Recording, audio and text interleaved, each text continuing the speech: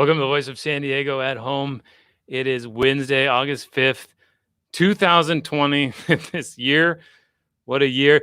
You might notice, may not, I don't know. You might notice a bow in my hair. Last week, I cut my son's hair, and I don't know if you've ever cut somebody's hair and made a little mistake, and then you've got to just kind of buzz the whole thing. Well, I had to buzz his hair, and he was very upset about it. We worked out a deal where the next time I went live, I would wear a bow. And I think these are kitty ears. Got kitty ears. So that's life as a parent these days. Self-humiliation is always the best route when you're trying to make something better. Also, you might notice I'm coming at you from my garage. We had to move to the garage. Basically, the idea is the kids are apparently going to be around for a while. We need to free up some space. Also, the kitchen is just not the best place for a man to be doing, or anybody to be doing, a lot of work. People like to be in kitchens. They like to get things in kitchens. They like to run around screaming and chasing each other. Just had to move out. So trying my best to make it look okay. It's getting progressively better. We have a great show today. We're going to explain why the San Diego Police Department is still handing out tickets under a 102-year-old law punishing sedition. That's right, seditious behavior. We're going to have our all-star intern, Kate Nucci, come on and talk about that. Very excited for that. But then later we're going to bring in Professor Kim Prather. She is a distinguished professor and distinguished chair in atmospheric chemistry at Scripps Institution of Oceanography and in the Department of Chemistry and Biochemistry at the University of California, San Diego. She has been doing a lot of research about the virus itself and how it spreads, what aerosols are, and she's been part of the group that's advising San Diego Unified School District about how it may or may not open in the future and what they need to do with it. Kim has been doing a lot of research. You might have heard about her because of some controversial statements she made about surfing and about being on the beach and spreading the disease. It was sort of poorly interpreted by some in the media, not by us, of course, but by some in the media, and it has now... anyway, but she is a lot more than that. She's got a lot of great insights, and she's going to teach us some things. But first, I wanted to direct your eyes to the Voice of San Diego, voiceofsandiego.org. We've got a news story up today by Will Huntsberry. He's our education reporter. Let's see if I can get that up.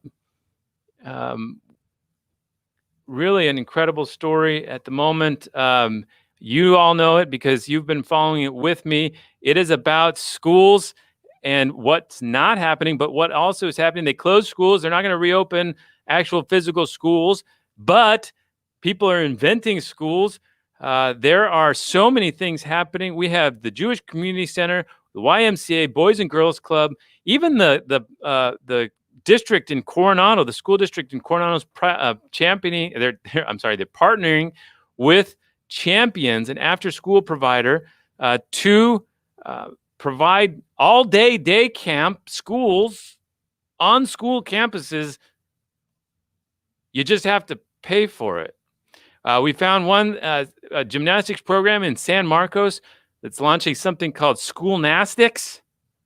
You get it? School gymnastics joined together. There's Schoolnastics.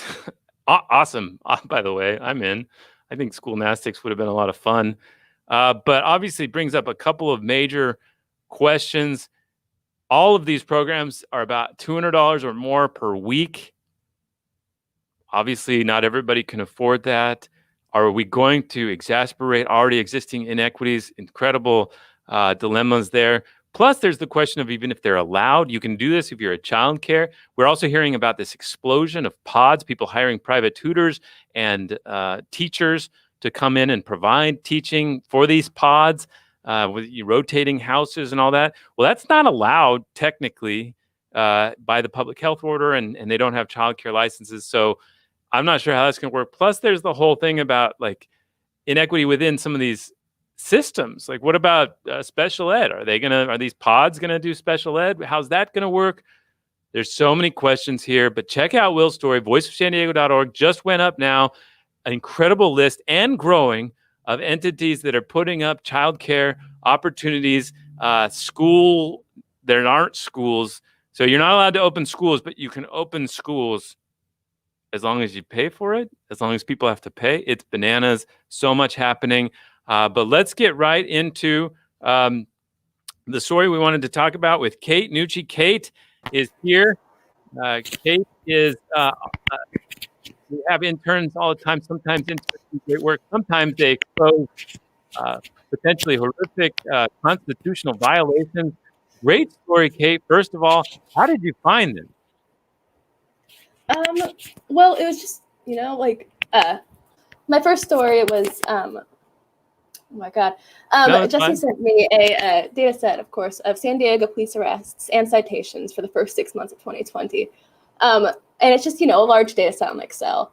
And what the San Diego Police Department likes to do is just give you every single charge description. So there'll be 60 for speeding violations, over 60 in certain marked areas.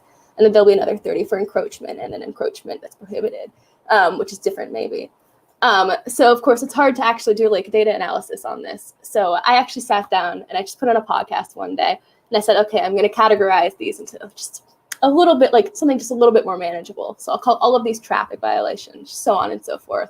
So I literally just sorted by violation, like in alphabetical order. And I just was going down like, okay, these 60 are going to be traffic violations. These are going to be, disorderly conduct, different forms of, prostitution, swearing in public, spitting on public transportation.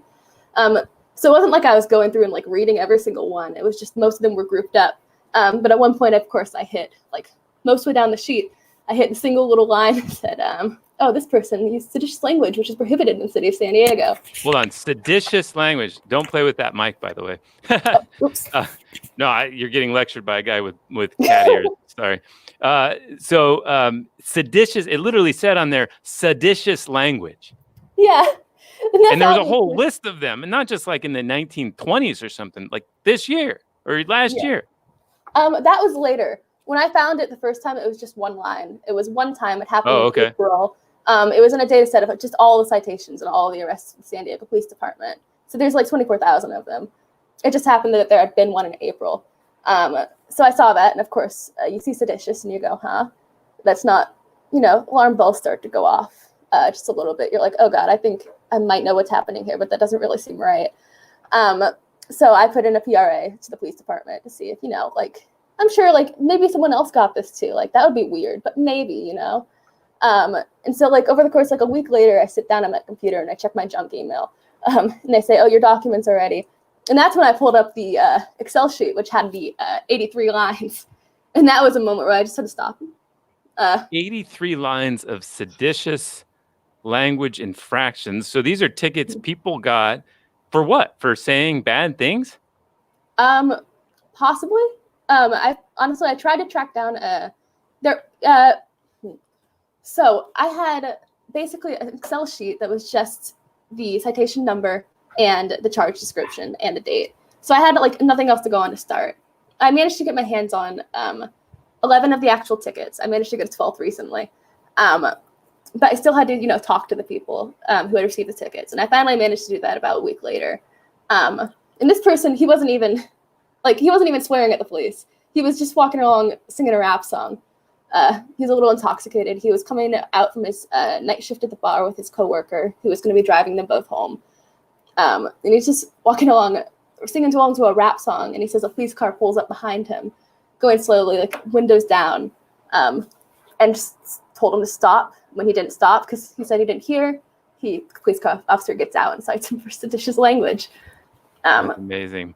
So one of the things you found was that a majority of the people who had gotten these tickets, at least over a certain period, were people of color, were Black, right?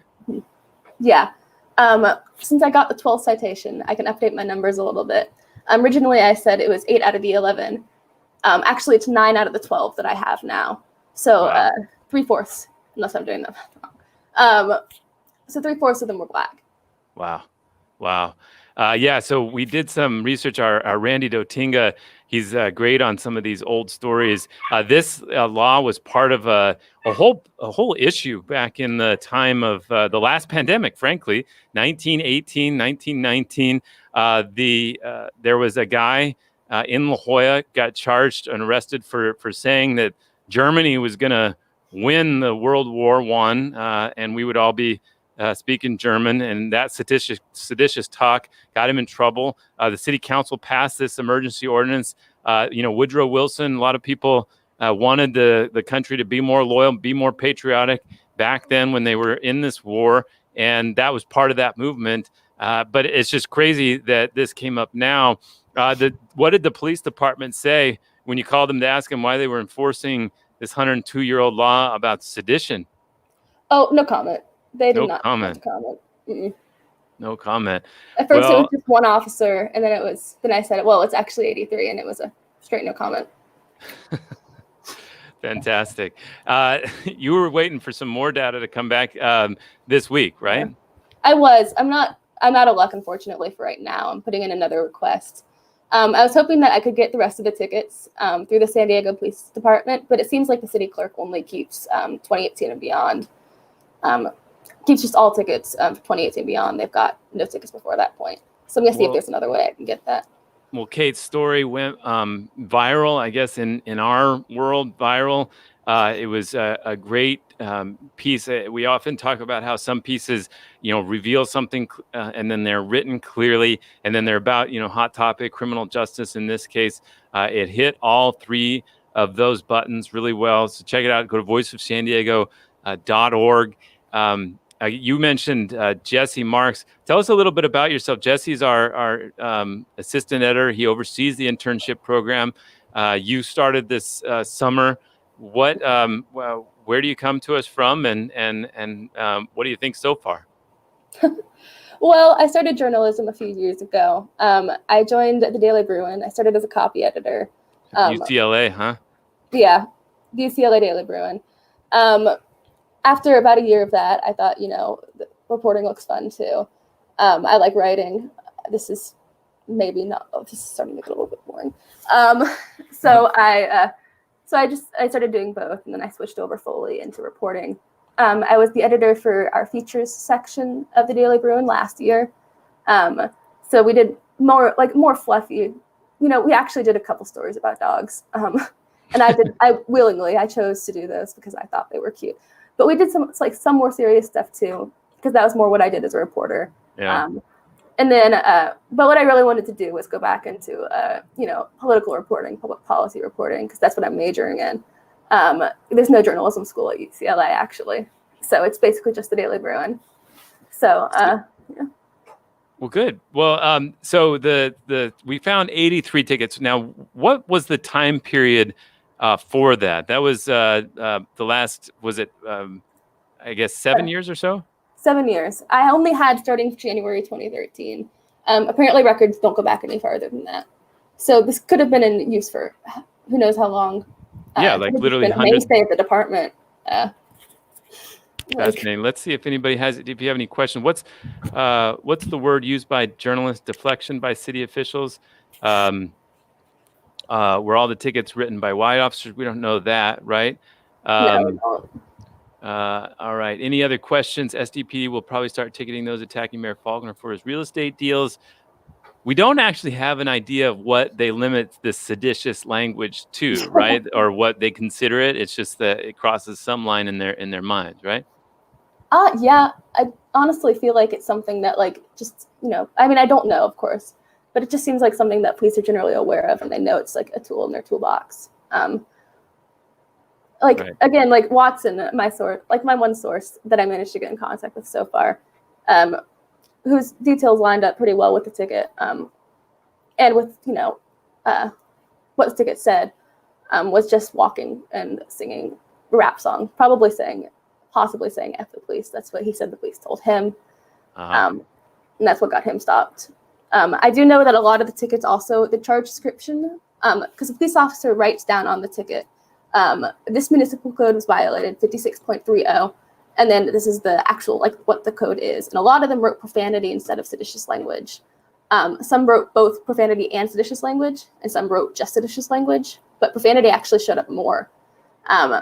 So it seems that could also be like just, someone swearing and a police officer says, wow. Don't do that. One of the things you also confirmed, though, is that being rude to a police officer is not illegal, right? Yeah. There's a Supreme Court case. This was when I was talking to David Loy, who is the ACLU San Diego legal director. He directed me to Houston v. Hill. It's a Supreme Court case that ruled that contempt of police officer city codes are not constitutional, basically, because the First Amendment is supposed to guarantee your right to be able to, talk crap about the government. Right. That's basically the point. You're supposed to be able to criticize the government. And the police officers who are public servants are, a part of the government. So that means that you're supposed to be allowed to criticize them. So yeah, that's not like contempt of police laws are not also, they're also not constitutional. Right. So if this is being used as that's still not really acceptable. Well, Kate Nucci, great story right out the gate. Your career is on a good start. Thank you for coming in to talk about it. I really appreciate that, and we'll bring you on with your next home run. No pressure. Cheers, Kate. Thank you so much. All right. Thanks for having me. The First Amendment's a beautiful thing. I heard somebody explain it one time really well. It's got 5 parts, right? No establishment of religion, which means the government can't tell you what to think. Great line.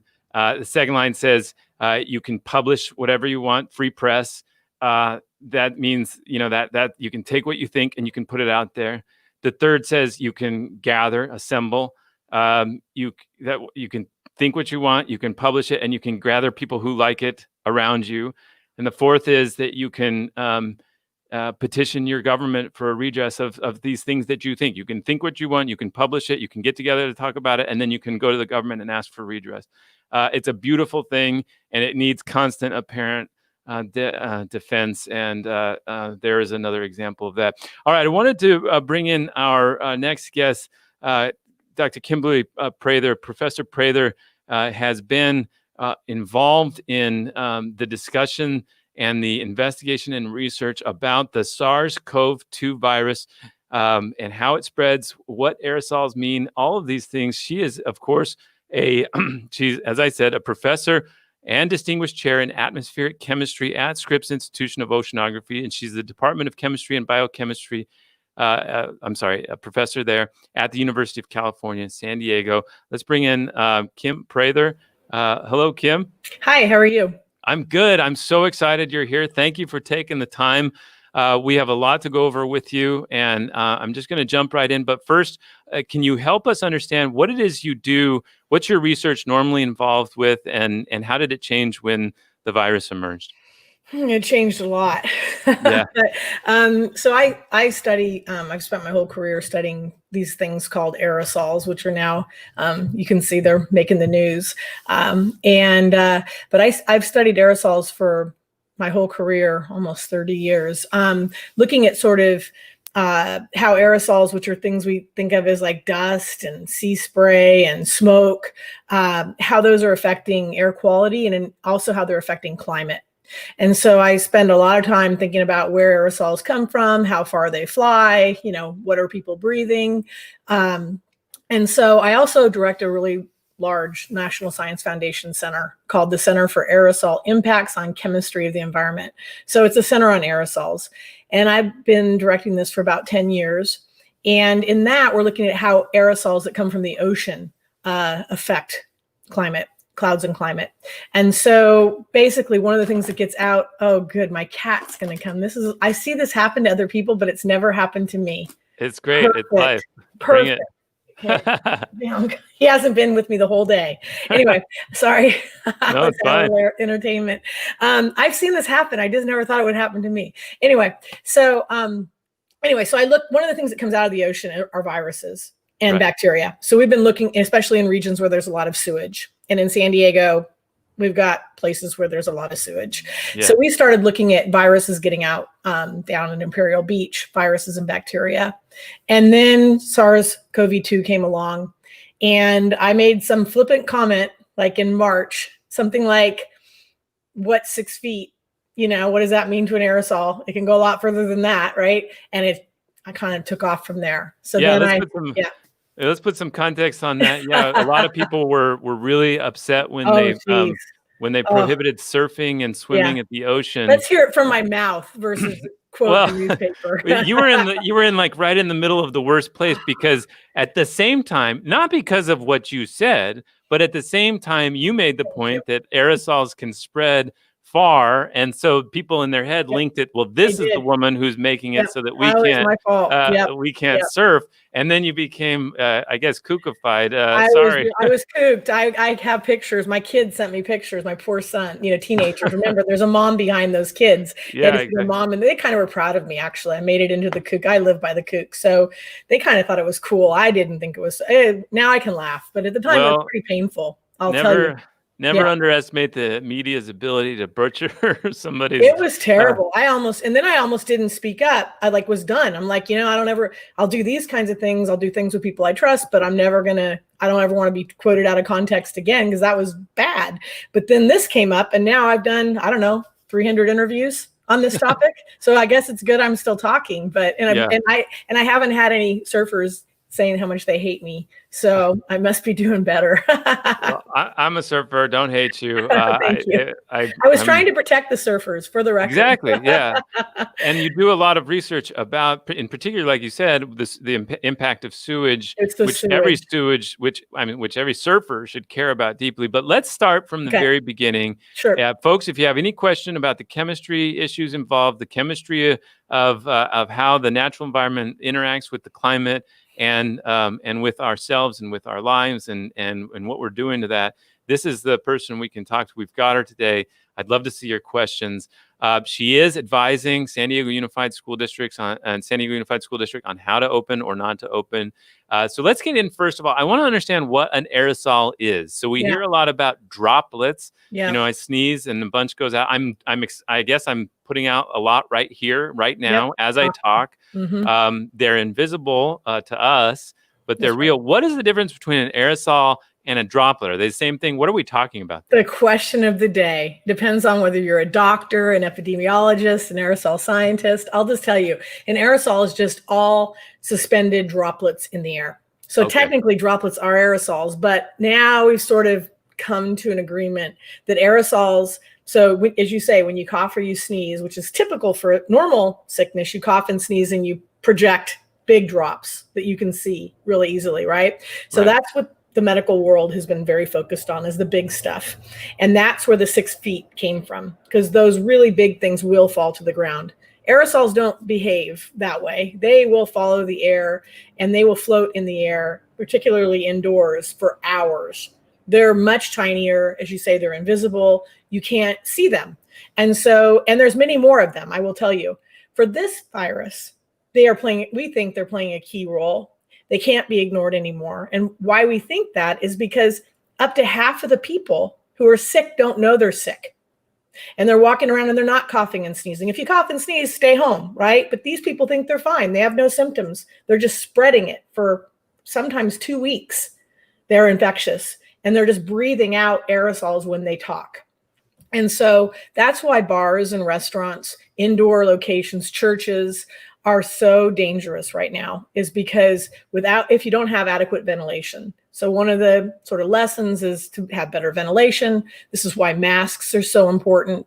Masks largely are important for sort of wearing to block what we call block the source. So if you are sick and you don't know it, you're protecting others. They also will protect you. They go in both directions, but they're largely sort of cutting off the aerosols from getting out into the air and floating around. I follow you on Twitter, and what's your Twitter handle, by the way? Great follow. Yeah, it's Kate Prather at Kate Prather 88. Okay. Yeah. Follow wonderful discussion, but I did pick up that there's a really big debate in your world of science and scientists who are studying this virus about aerosols. I thought it was uncontroversial that me speaking like this, and if you were across the table from me here, that we would be in trouble of sharing this virus back and forth. But apparently that debate about whether it's in the air and can get to somebody else is actually still going on, right? It absolutely is. What is the contention on the other side? You're on the side that says, yes, absolutely. You sing in a choir, it can go up, it can go through the ventilation system and come back and get somebody else right in the eye or in the nose and infect them. What's the other side saying, and what's the resolution? You said there's a compromise at the moment? Yeah, so the other side, the WHO, was a big part of the other side. That, yeah. And now, by the way, I'm doing a debrief for Tony Fauci tomorrow on this very topic. So it's hot, and it will change. Hey, Scott Lewis, then Anthony Fauci. It's a normal progression. I did another one this morning, so I'm just on a roll right now. I'm practicing this on you. Let's see if you get it. All right. So see if you understand. See if you agree with me. So WHO says that. So what it is it's a disagreement over what is a droplet and what is an aerosol based on size. That's the simple answer. So the WHO says that everything at 5 microns, which is really small, and above will settle within a meter, right? And that's a droplet. But the reality is aerosol scientists like me that study particles know that that's not true. And even, as I say, this all sort of started where Tony Fauci said something about, if they're above 5 microns, they'll just fall, but they don't. So the actual cut should be 50 microns, 50. And so those, if it's 50 microns when you spew it out, it will fall fine. But anything between, say, 1 and 10 microns, which is produced when you speak, it's not as much when there are produced when you cough and you sneeze. But again, this disease doesn't have as many coughers and sneezers walking around. So it's from speech. That's really important. And that's where you're just getting this massive amount of these light, airy aerosols that can just float in the air. And so the battle is over what you call them. So when we say it's airborne, and they also don't like airborne. That's another word I'm not supposed to really say. Oops, I just said it. But, they're in the air. And I explain things to the public all the time. And they're in the air. And people say, it will create fear. Well, it doesn't. It hasn't created fear because it's a solution. It's such a fixable problem. And that's what I'm going to be talking to Fauci about tomorrow. It's actually related to schools. Ventilation is everything. And you can filter these out with masks and standalone HEPA filters. And there's just such good solutions. But if we keep pretending that they're not there, there's going to be a lot more deaths.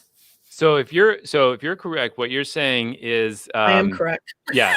Sorry. So I'm trying to say, so the next step in the logic is that if it is airborne and it can travel farther, then the key is to address it, as you said, with ventilation, with masks, protect people, protect them from going spewing all these things out. But then to also, once they're out, to what?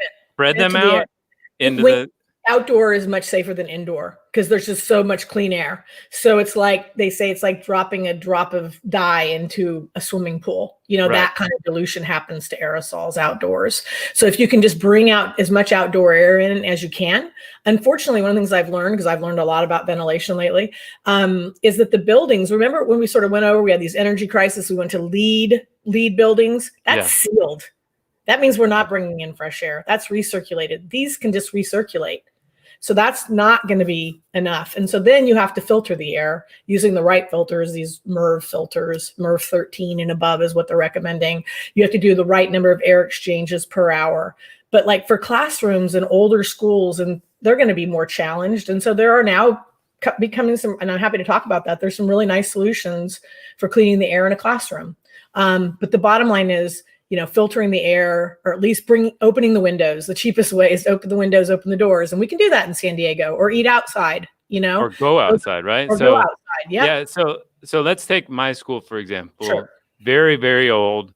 But they literally just installed air conditioning. Yep. Now, air conditioning bad or air conditioning good? Not good. Bad? It's not good. It's recirculating. It's recirculating things. We don't know. Here's the deal. The virus really, it's better to bring in clean air, and that's not what air conditioning does, right? So but also keep in mind that we don't know, like if it gets sucked into an air conditioner and churned through, does it stay alive? Nobody knows that, right? So maybe I will just say it again. It's much better to have clean air from the outside. Yeah, nobody knows if it dies there, but they know that if it was outside, it would dissipate a lot better. Know that. Fast, really fast. Okay, so when a school, so you mentioned that there are ways to address it, to clean the air, or to you said HEPA. What's that? The HEP? HEPA. Yeah, it's just a high efficiency. I don't know. It's a high efficiency particle filtration system, and they're really simple. But there are certain types of filters that they filter out, remove from the air certain sizes. And it turns out this virus is about a micron from speech. That's very different than a cough, which are much bigger. But the stuff that floats is about a micron, 2 microns, sort of in that range. That's the stuff that builds up indoors for sure. And that gets filtered out like 99% by a HEPA filter, no problem. And so, that's what the HEPA filters do really well. And they're ones that they're putting in the HVAC systems in buildings are called MERVs. Similar, but the higher the number for the MERV filter, the better, the smaller and the more particles that they filter out. Oh, did I lose you? You went muted, or did I go? Sorry. Okay. There was, we get planes. Okay. And I tried to protect everybody. Okay. So if you are advising schools and if they're saying, what are the 2 or 3 things we could do right now to make schools safer? You would say, let me guess, wear masks. Everybody wears masks. Indoors, masks at all times. No such thing as social distancing indoors ever. Right. That's my big rule. Yeah. Mm-hmm. Like if you're indoors next to people, wear a mask. Yes. That's it. There's no question. Even if you're like 6 feet away and you go, I can take it off. Don't tell kids to figure out how far no. Wear a mask inside. Mm-hmm. That's it. Yep. All right. And then the second thing I think you would say is go outside as much as possible. Mm-hmm. If not everything outside. Yep. Yeah. And they want masks. The kids, they want mask breaks for the kids and stuff. Yeah. I'm like, take your mask breaks outside. Yeah. Okay. Mm-hmm. Eat outside. Eat outside. You should take your mask off to eat outside. Sorry, I'm cutting you off. Go ahead. No. Mask break is a new term in this. Yeah, it's a new one. Crazy world I have. My documents. It's in my documents. Yeah. Okay. I didn't make it up. Yeah. I'm loving talking to you, by the way. This is great. All right. And then the third thing I think you'd say is get one of these HEPA filters for every room. Yeah, so it turns out so you hope some of the schools, our school district actually has, I found out, the San Diego Unified actually has some funds to do quite a bit if we tell them what to do soon enough to retrofit to make the air cleaner. So there's more extravagant, more expensive things. You can also kill it with UV light, certain types of UV light, putting that in the ducts. So there's all kinds of tricks you can use to take this out. But the simplest thing, if for some reason you're in a room that's not ventilated well enough, it's old and they couldn't retrofit, they couldn't get the filters in, which is going to happen. They're not going to be able to rebuild those in however many weeks or months or whatever. So what I recommend for people like that is to, get a standalone air filter for your room.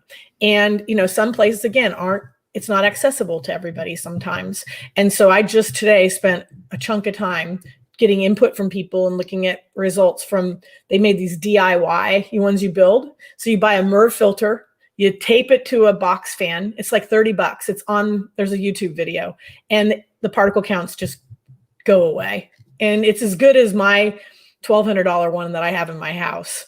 So, it's really pretty easy to filter this out. So that's why we just got to get acknowledgement of it.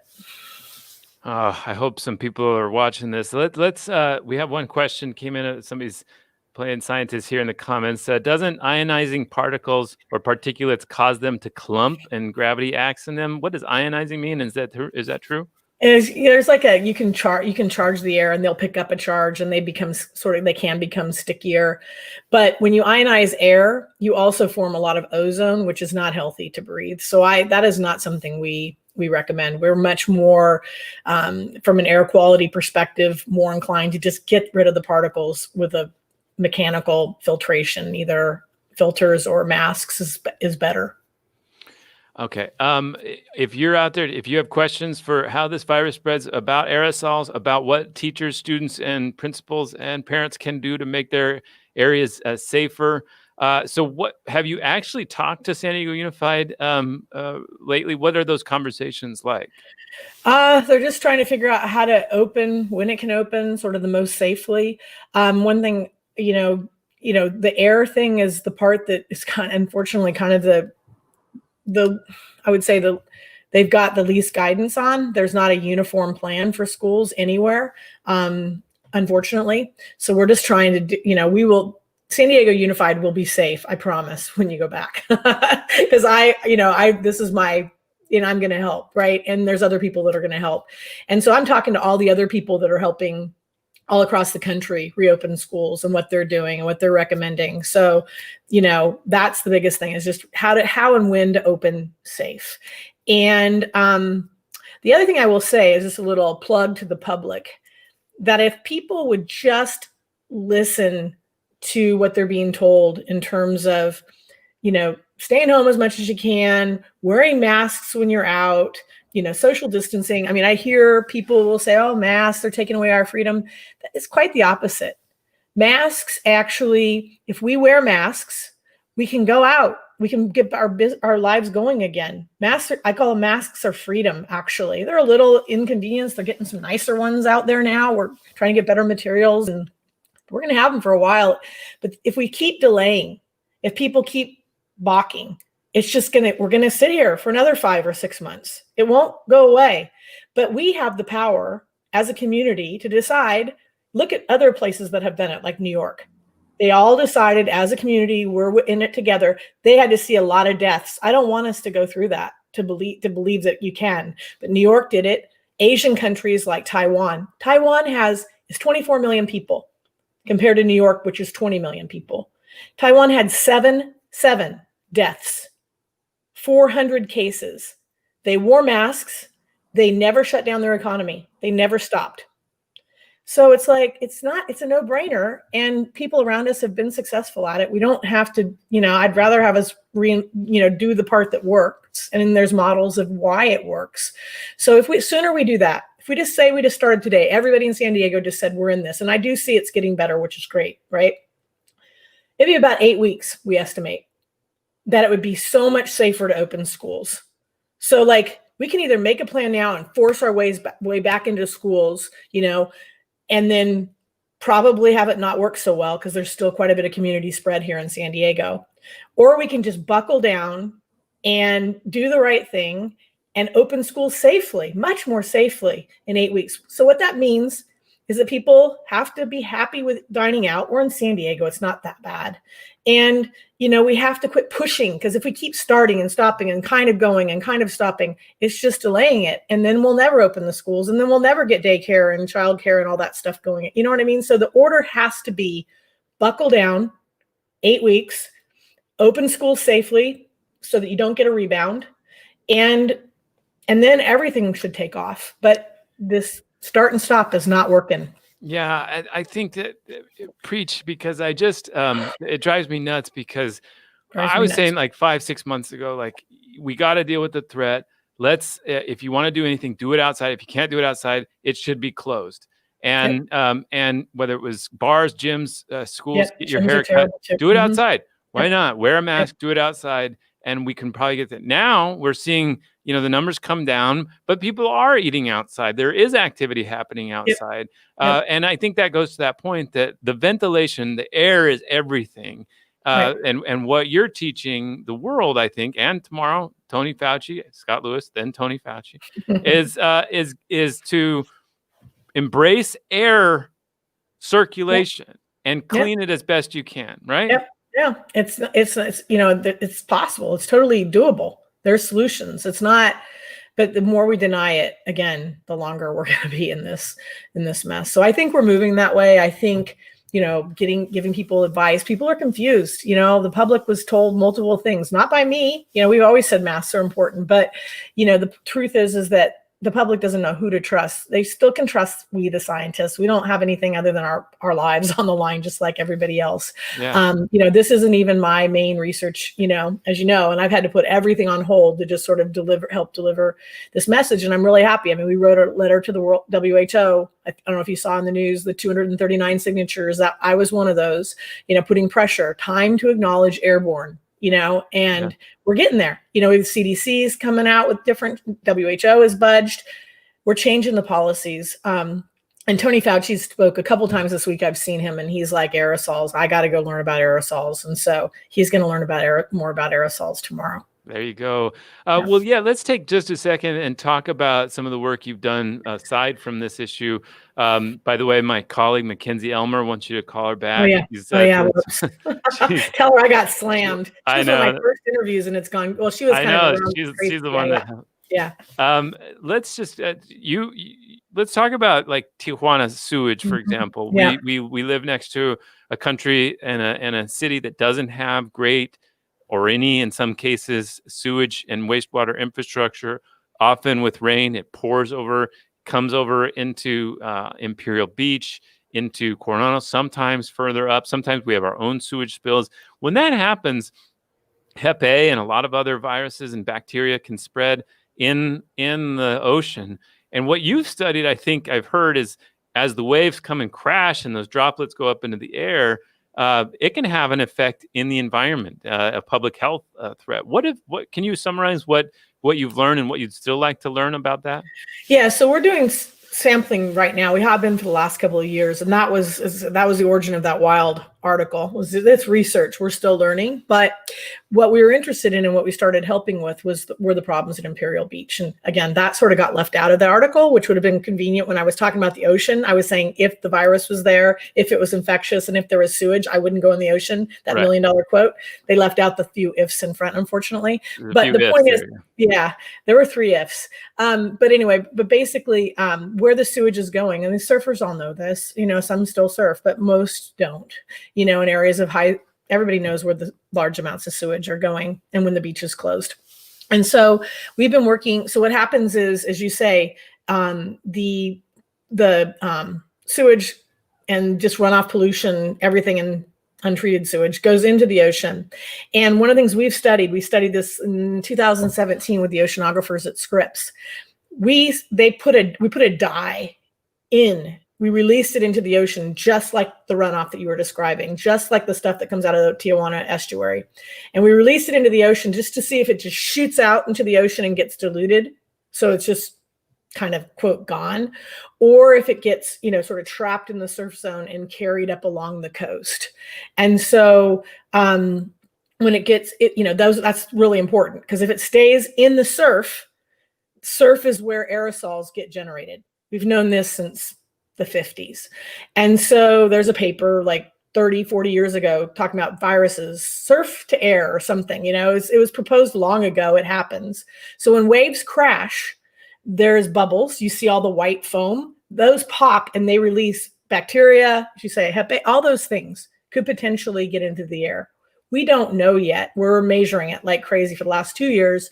We've been measuring what viruses and bacteria are in the water, what are in the ocean, the estuary, the ocean, and then we're sampling the air. We actually have a sampler at someone's house in Imperial Beach on their balcony that's right there. We've got samplers all over. We work with the lifeguards. We sample at the lifeguard station. And so we're just asking the simple question, what gets out of the ocean? What are people being exposed to and breathing? Because a lot of people in Imperial Beach, including the mayor, Serge, complain about respiratory problems. But nobody's ever studied it. So, as you say, they shut down the beach and they tell you not to swim or surf, but they don't tell you not to breathe. And so we're trying to understand what that is in the air. We're getting ready to work with Imperial Beach. Right before the shutdown, we had a plan to start swabbing people's throats, surfers, before and after they go into the water that were complaining, families that live in the area. We're going to start seeing what's not, so now we know what's in the water. We look at what's in the air, and then we see what's getting into people.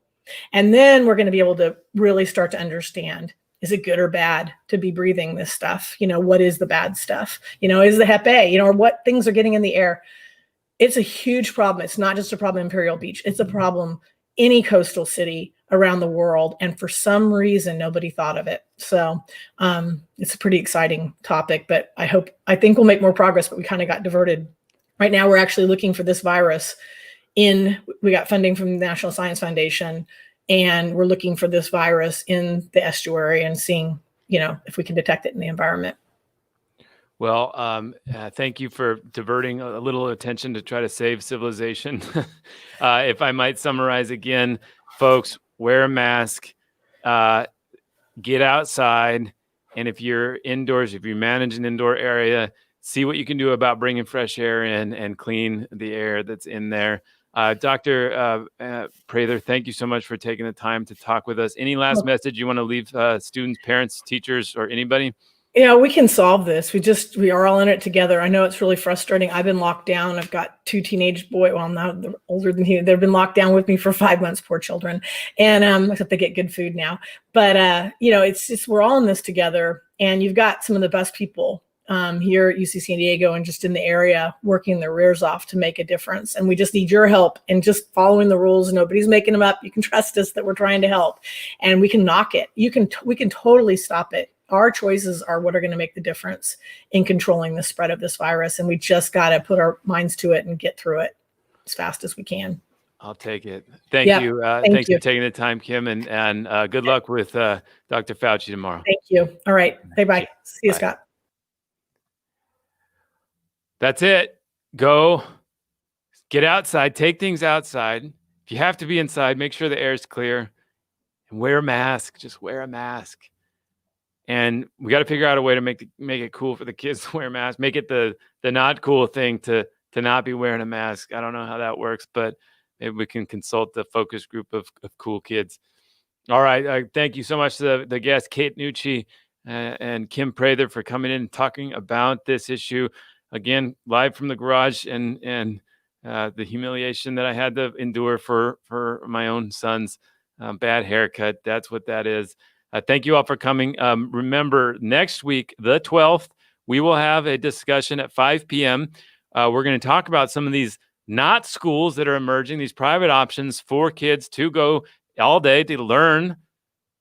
They're not schools, they're school adjacent. We have Betsy Lynch, the CEO of the Lawrence Family Jewish Community Center. They're offering all-day educational camps to provide child care and assistance with these programs, these distance learning programs. We got Richard Barrera from San Diego Unified is going to react to some of these things. He's a school board trustee, and he's been very available to talk about some of these things. And we'll have more guests to talk about that issue of schools that aren't schools that are coming up, and the equity issues and other things involved in there. And also September 29th through October 3rd, we will have PolitiFest. That's voiceofsandiego.org/PolitiFest, voiceofsandiego.org/PolitiFest, PolitiFest. We're going to have all the debates and more than we've ever had, probably more diverse, more interesting panels than we've ever had. We just won't be in a place. We'll be broadcasting from all parts of the region. Check that out, voiceofsandiego.org/PolitiFest. Thank you all for coming. And thanks again to the guests, Kate Nucci, Kim Prather. If you have somebody you want to see, come on, Voice of San Diego at home, let me know, and we'll check them out. And if you have any questions, let them hear, and I'll make sure to survey the comments. Go Padres. Beat the Dodgers. Padres rule. Dodgers drool. Thank you all, and we'll see you Friday at 5 p.m.